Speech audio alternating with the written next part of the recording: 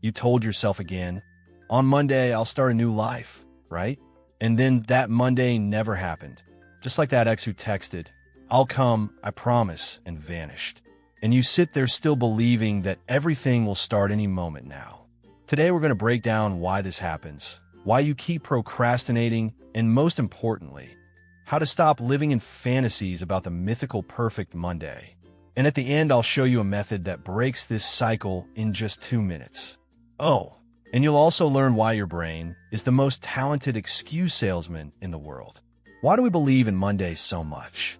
Because Monday is a symbol of a clean slate. It's not a date. It's a tiny magical amulet of hope where you dump all your responsibility. That's when I'll definitely become a superhuman. In your fantasies, on that day you wake up at 6 a.m., the sunrise kisses you on the cheek, you drink lemon water, run a marathon, read half a book, and save the planet from plastic. But in reality, a regular Monday arrives. You're lying down, chewing a cookie, staring at the ceiling, quietly whispering, "Why is it so? Monday-ish." That's the effect of false hope. We genuinely think that our future self is a productivity giant, and our present self likes to sleep, snack, and scroll for just 5 more minutes. The brain happily plays along with this fantasy. Today is hard, but tomorrow will be legends. If the brain were a person, it would sell excuses on Amazon. Excuse set, buy one, get the second one free.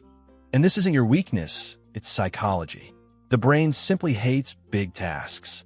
It looks at your change my whole life and goes, is this a marathon with 0 training? No. Let's go watch that dancing kitten instead. Big goals create stress. Stress creates avoidance. And avoidance leads to the phrase starting Monday. So you sit there again, inventing reasons why now isn't the right time. You're tired, wrong moment. Need to buy a notebook, waiting for the full moon. Familiar?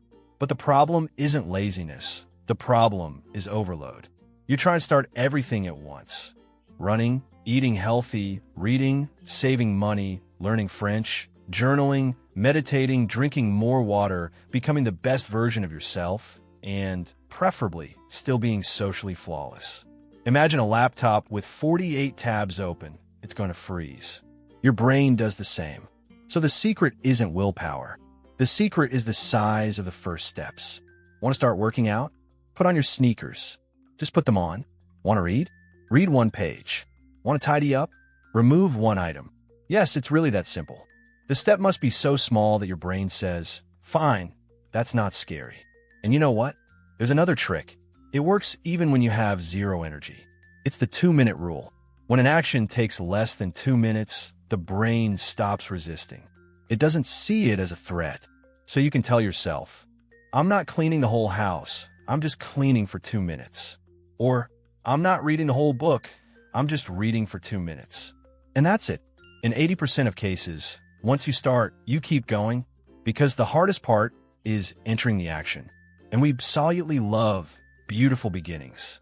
New year, new notebook, new month, Monday morning, perfect music, new sneakers. This whole aesthetic creates the illusion of a beginning. But action isn't about starting beautifully. Action is about starting.